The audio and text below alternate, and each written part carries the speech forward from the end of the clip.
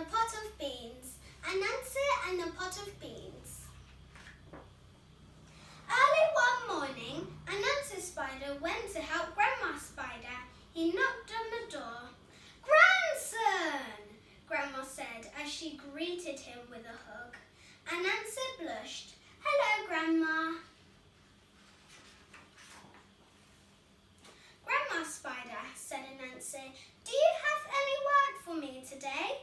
"Sure," said Grandma Spider. "I want you to plant some beans in my garden."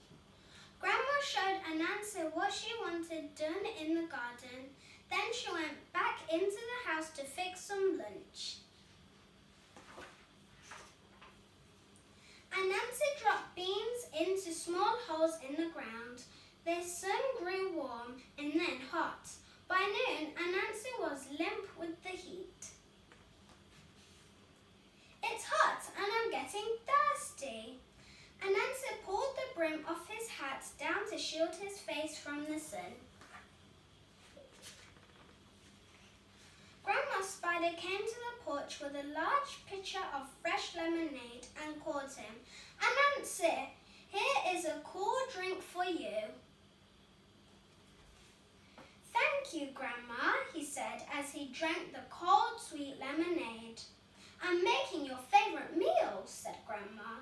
"I'm cooking spicy beans. They'll be ready soon for our lunch."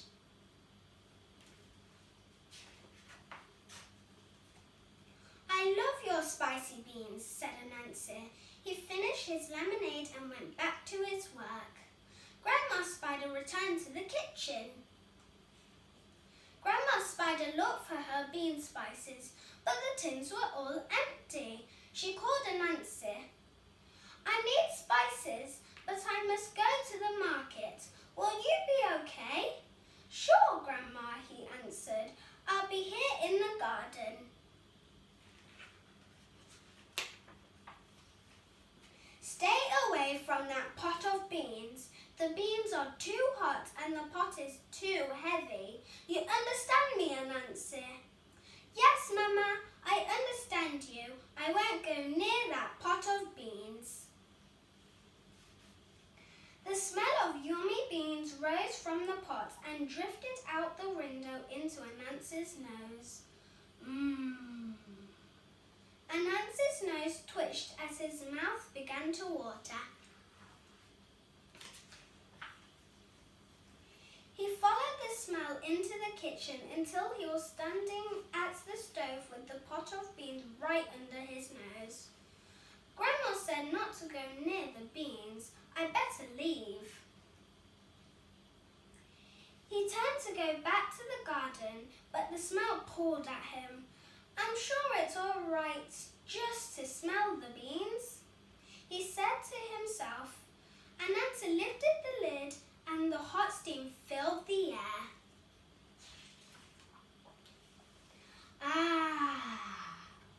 Anansi took a deep breath of the steam. "I'm sure it's all right just to taste the beans. Grandma won't have to know."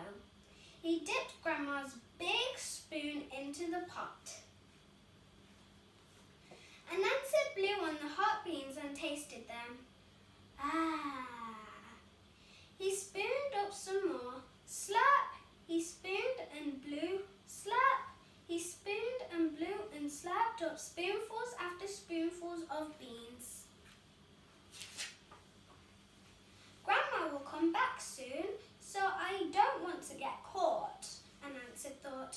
"I know, I'll put the beans in my hat and Grandma won't know." Anansi took off his hat and filled it full of steaming beans. As he pulled the lid back on the beans, he heard shouts from the garden. "Hey, hey, get out of Grandma Spider's garden!" Anansi saw a flock of birds eating the beans he had just planted. Some neighbors were waving and yelling. The scared birds flew through the open kitchen window. The neighbors ran to the porch and pounded on the door. "Get out of Grandma's kitchen, you nasty birds!" Anansi, let us in to help you. Anansi didn't know what to do. He had to hide the beans. Anansi, let us in, the neighbours yelled. The birds screeched and flapped, and Anansi looked around quickly. Anansi did only one thing he could think to do. He pulled the hat full of hot beans on his head and opened the door. The hot neighbours came in yelling and screaming and chasing out the flapping birds. When everything was quiet, they turned to see if Anansi was all right. They stood, Anansi with tears streaming down his face. Anansi, did the birds hurt you? Anansi? The birds hadn't touched him, but the hot beans juice soaked his beautiful hair. He tried to sound cheerful when he said, "Thanks everybody, I'm fine. The birds are gone. You can all go home now."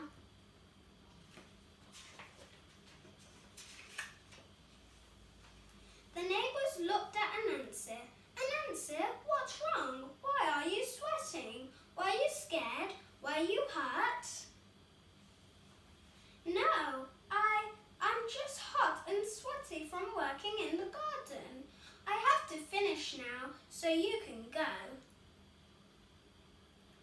The beans were burning Anansi's head and he couldn't stand still.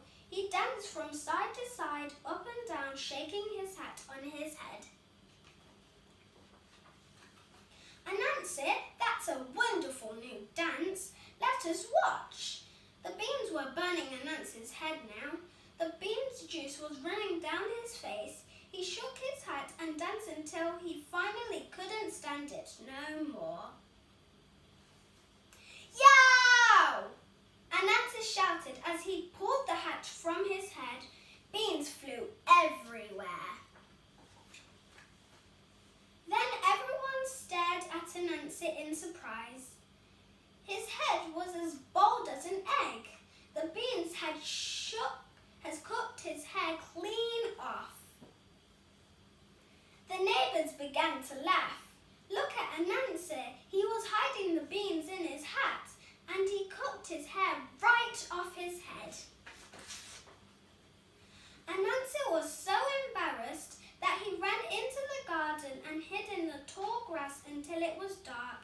He stays in the tall grass a lot these days and isn't so crazy about beans anymore. Thank you for listening. Don't forget to subscribe to Kids Rock Story. See you next time. Bye-bye.